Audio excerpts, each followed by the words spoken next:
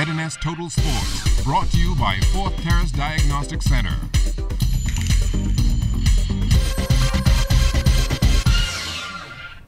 Welcome to sports, everybody. After holding a meeting yesterday morning, Grand Bahama-based schools have decided not to attend the 32nd Hugh Campbell Basketball Classic. Our Julian Gibson was able to catch up with a couple of coaches from New Providence to get some feedback. Benson, many of the New Providence basketball coaches believe that the show should go on without Grand Bahama schools because it is the right of the Hugh Campbell Committee to do whatever they want to do. When you go to Grand Bahama, you do as the Grand Bahamians do. You know, when you come to Nassau, you do as the Nassauvians do. It's an invitational. If you want to come, you come. If you don't want to come, you don't come. But the truth of the matter is, we'd like to have them here, but if they make a choice, then they got to live by their choice. I think it's very selfish. I mean, Hugh Campbell has the rights to set the pools as they see fit. This is not a national tournament. This is an invitational. That's why they said we invite you. If you don't want to come, then don't come. In fact, Coach Mario Boleg believes one school in Grand Bahama is the reason for this boycott. I think it is Tabernacle that has spearheaded this stay off the Grand Bahama schools because they were in the pool with C.I. Gibson. Well, in 2010, C.I. Gibson was the runners-up in New Providence. Tabernacles was the Grand Bahama champions. They was in the same pool. Myself and Tabernacle played for the Hugh Campbell finals. This year, Tabernacle is the runners-up. C.I. is the GSSA champions. What's the difference, Julian? They came then, why they can't come now? They afraid of KJ? Come on, man, let's play basketball. It's all about the kids. And then they can say it's about the kids, what kids it's all about. If you ask any kid in Grand Bahama where they want to be, they would say Nassau to play with the Hugh Campbell. It's selfish and it's personal. Reporting for ZNS Total Sports, I am Julian Gibson. Now, after hearing those comments from Coach Mario Boleg earlier today, Tabernacle coach Norris Bain had this response. Certainly the decision that is being made by the Grand Bahama Secondary School Athletic Association, I can categorically say, is no way being led by Tabernacle Baptist Christian Academy or its head basketball coach. And anybody from Grand Bahama or an association, I can look them in the eye and tell them that they're being mischievous and they're propellers of untruths. And I expect Mario to do the right thing, and I know that the kind of man that he is, I expect for him to not only apologize to me on the phone, but I expect him to apologize nationally. And I'm in no way afraid to attend the Hugh Campbell. I'm not afraid of C.I. Gibson, not afraid of C.C. Sweeting. I will play them anywhere, anytime, on any moon that they want to play. Despite Grand Bahama not coming, the Hugh Campbell tournament will go on, and action got started yesterday. Kelsey Johnson was courtside for some of the action. The annual Hugh Campbell Basketball Invitational is off and running at the AF Athlete Gym. Some 32 teams are competing for this year's crown. Getting their feet wet in the opening session of the tournament yesterday was the R.M. Billy Pacers, who knocked off the Aquinas Aces 45-43. It was not the best win. We have a lot to really work on in terms of our mental game rather than the physical. We have good players. Today we just got a little bit slack and a little bit lax. I pray the jitters are gone because it only gets harder after this.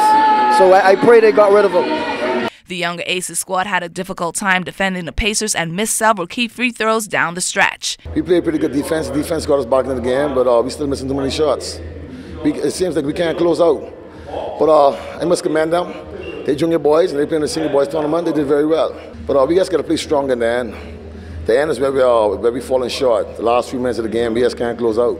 The C.R. Walker Knights senior boys needed extra minutes to get by the St. Anne's Blue Waves. The Knights are in the winning column with a 60-58 victory. It wasn't impressive, but I'll take the win anyway, come right about now. But the guys, some didn't get themselves, they never got their composure throughout the whole game. I mean, the other team we played against, St. Anne's, they got their composure from the beginning of the game, and they were playing their ball. We never played C.R. Walker ball at all this game. We just trading bucket. They go up, we go up. And you look, we were down, we going into the overtime. It wasn't C.R. Walker ball. It was just we were playing St. Anne's ball straight through. This is the first time the Knights squad has played competitive ball since getting suspended from the GSSA League. We haven't played games in over 6 weeks, we just practicing. We couldn't get no scrimmages on.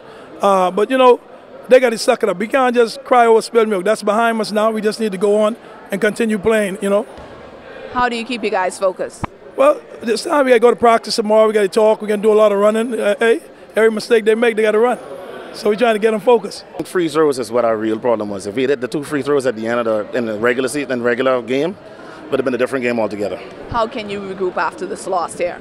We intend to work on our press, break our press, and go back to the free throw line. I believe with the charity stripe, the pressure, the game on the line, everybody get a little afraid. Both the Knights and the Blue Waves will step back on the court on Thursday, playing the winner and losers of the game between Abaco Central and Mont Caramel.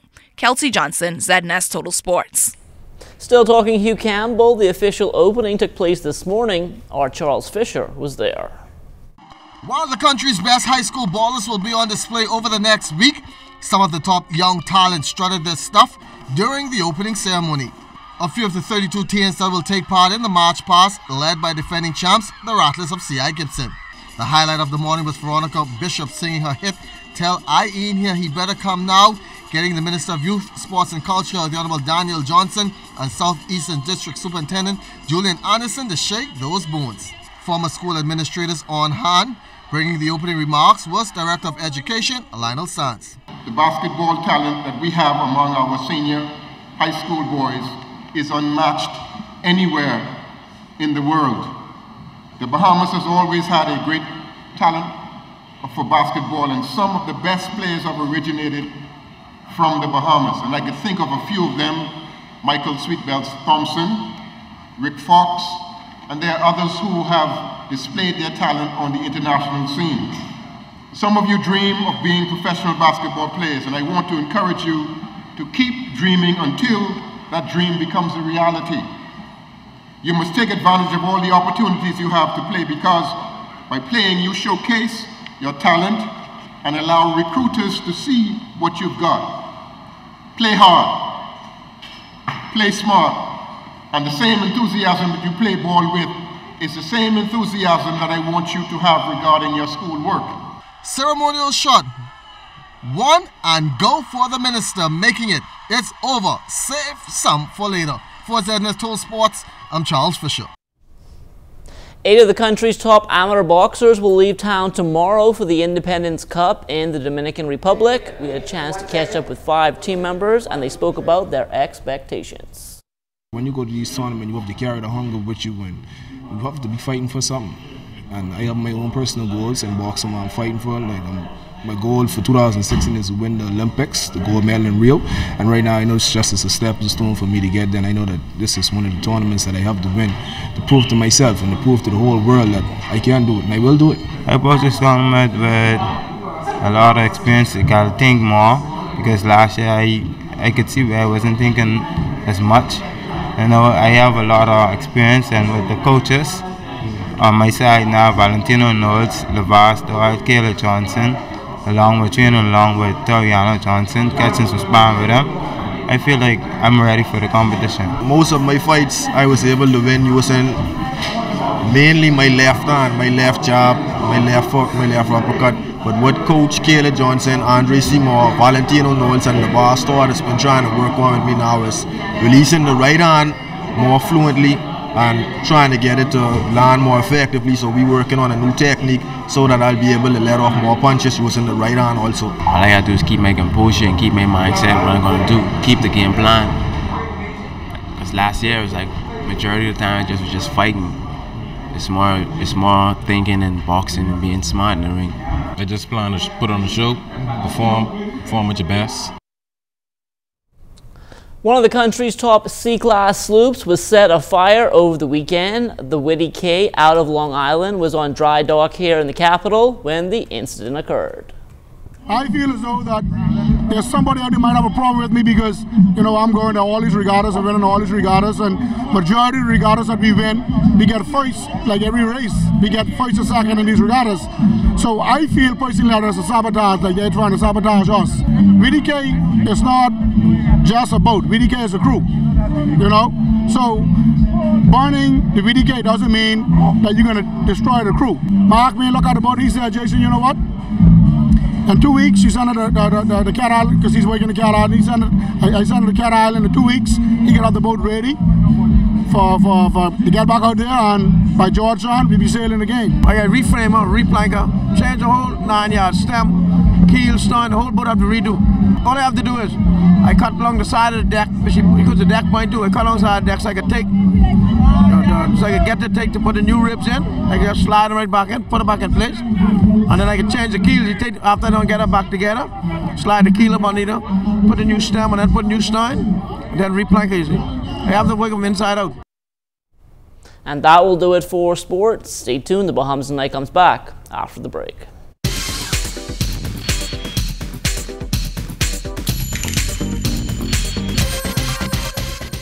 This is ZNS Total Sports, brought to you by 4th Terrace Diagnostic Center.